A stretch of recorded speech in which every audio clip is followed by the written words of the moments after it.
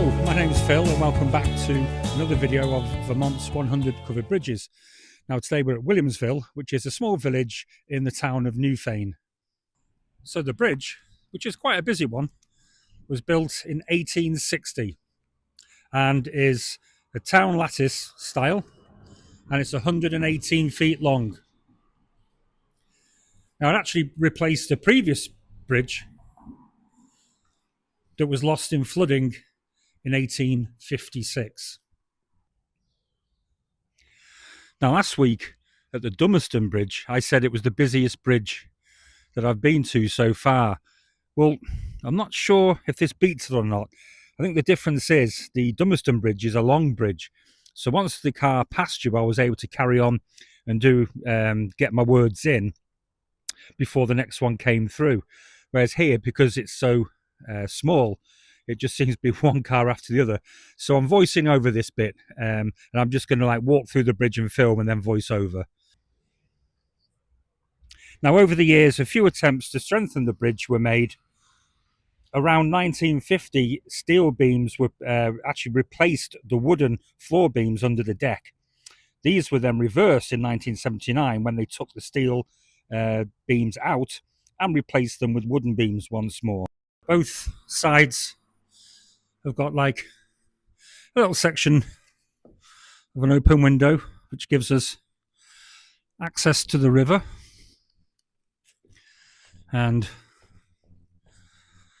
one on the other side. And of course I'll go down the river in a little bit to give you a full view from down there.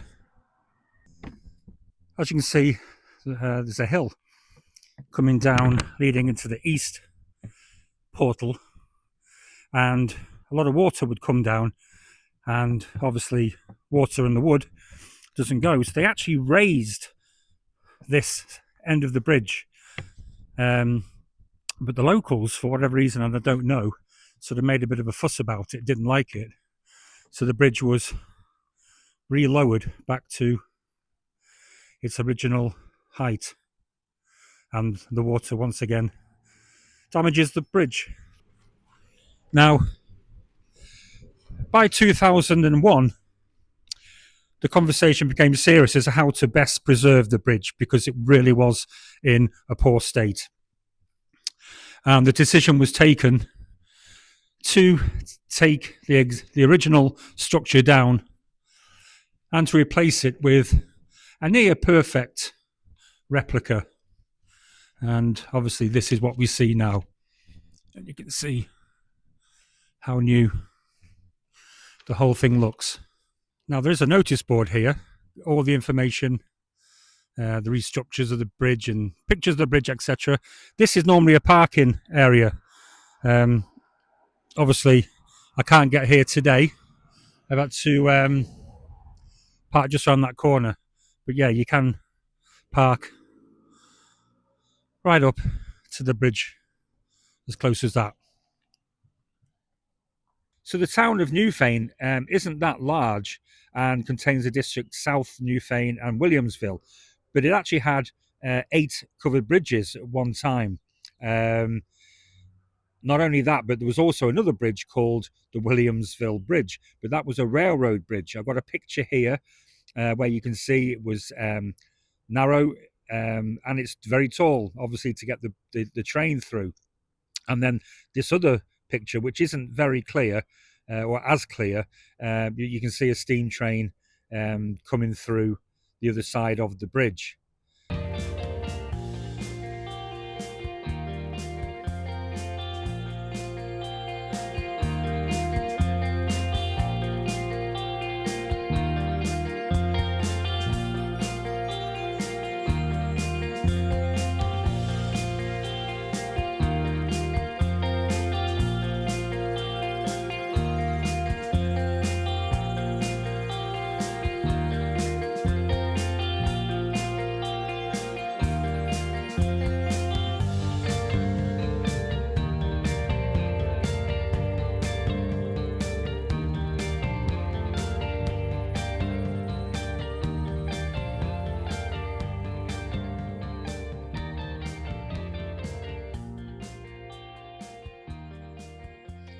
I'm voicing over this bit because it was a bit of a disastrous trip to get to the riverbed.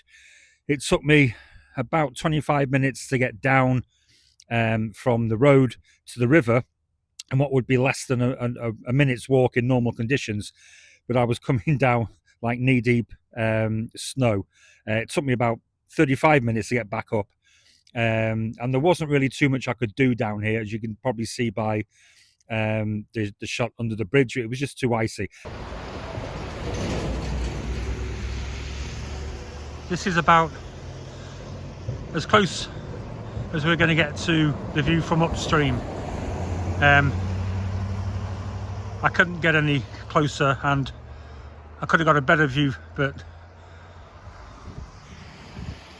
I've had enough of traipsing knee deep through snow. I'm too old for this. In fact, I'm thinking of forgetting about more filming until the snow's gone, because as much as it's scenic and everything else, it's killing me bringing these pictures to you. But whew, upstream on the Rock River. So I came back 2 weeks later, and the snow and the ice had melted. The river had obviously risen due to that, but you join me downstream from the bridge, standing in the Rock River.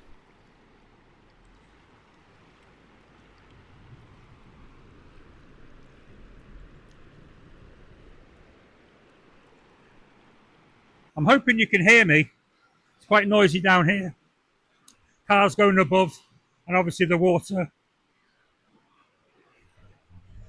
going below. So I'm under the bridge. You can see the rock abutment there, capped off, and the same on that side.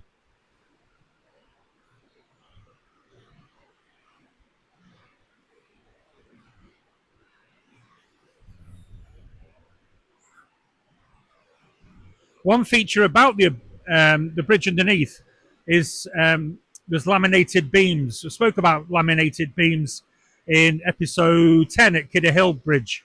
But these are underneath and well hidden from the public view. So here I am upstream from the bridge, and the water's in full flow. I've been able to give my waders a nice little try out, and the one on the right has got a slight leak. Anyway, here we are on the Rock River. It's 13 miles long. It starts in the Green Mountain National Park, and it runs for about another mile and a half from here, and it empties into the West River, not far up not far downstream from the Dummerston Bridge, which is where we were in episode 14 last week. And this is the biggest tributary to the West River this side of the Townsend Dam. So here is our good friend Storm Irene swelling the Rock River as it goes underneath the Williamsville Bridge. Fortunately, on this occasion, neither the bridge nor the abutments were damaged. Now, the information board that I showed you before, that was in the snow, is situated right there where that lay-by was. It's amazing who you meet in these bridges, because last week I met a gorilla. It's not a gorilla this week, but this is Nolan. One introduced to Nolan. It's funny because hopefully you watch these videos right till the end, and you may have noticed something different the last 3 or 4 weeks, is that not only does it say Okemo Valley TV, it always says Brattleboro Community TV. And that's because, it's we're just going to move out of the way here. Because Okemo Valley, it's a fantastic resource. They've been brilliant for me. It's an hour away and an hour back. Brattleboro Community TV is about 5 minutes from where I live. And I've just bumped into, purely accident, Nolan, who again has helped me screenshots and teaching me how to use audio and everything else, and he's there when I need him. And so again, it's just amazing who you meet at these bridges. And thanks very much to Okemo Valley TV, but also Brattleboro Community TV. Thank you. I'm really glad I came back. I saved 2 weeks, but what a difference it makes. I couldn't get to the upstream side of the bridge, and I was so glad that I was able to get into the river and show you that side of the bridge, obviously, as well as downside and the underneath. So yeah, glad I came back. So this concludes the tour of the 10 bridges in the county of Windham. Now, if you are in the area or you're visiting the area and you want to go around and find them, I'll give you the link here to the bridges and the towns that they're in. So if you're in the beautiful south of Windham and you've got a happy hour or two, episode 1 was at the Green River in Guildford. Episode 2 was the Creamery Bridge in Brattleboro. Episode 13 was the Scott Bridge in Townsend. Episode 14 was last week at the Dummerston Bridge, and this is episode 15 at the Williamsville Bridge. Now, if you want to hit the north of Windham, especially in the fall, I recommend going then. The Bartonsville Bridge is episode 8. That's in Rockingham. Also in Rockingham, a mile away, is the Worrell Bridge, episode 9. Episode 10 was at the Kidder Hill Bridge in Grafton.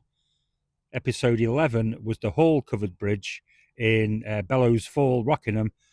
And episode 12 was the Victorian Village Bridge down by the Vermont Country Store, again in Rockingham. Now, you may have noticed throughout this episode, hey, I've been using this. I'm filming this on the 1st of March, just over a week ago. It was my birthday, and I got a few little presents. I'd like to thank a few people. Firstly, one of my grandchildren was watching. He says, "Granddad needs a microphone." Anyway, so between my grandchildren, my 2 daughters, which is Phoebe, Lucas, and Hope, and my daughters Rohanna and Leah's boyfriend Anthony, got the microphone. And I've also got this excellent tripod that I used throughout, and especially when I was driving away at the end. I also got this auto tracker camera, which I've not used yet. To be honest, I've got to work out how to use it. And the final gift I got was from my wife, and that's this Vermont's covered bridges, all the old bridges, and there's even an old picture I'll show you of this bridge. So thanks very much, Alida, for that one. So once again, thanks for joining me at the end of episode 15. I've only got 85 to go. Please let the sun come out and get rid of this snow. Once again, thanks to Vermont Covered Bridge Society for all the great work they do. I really, if this interests you, this subject, check out their website. It's an invaluable source. And all that leaves me now is to say I'll join you in another episode.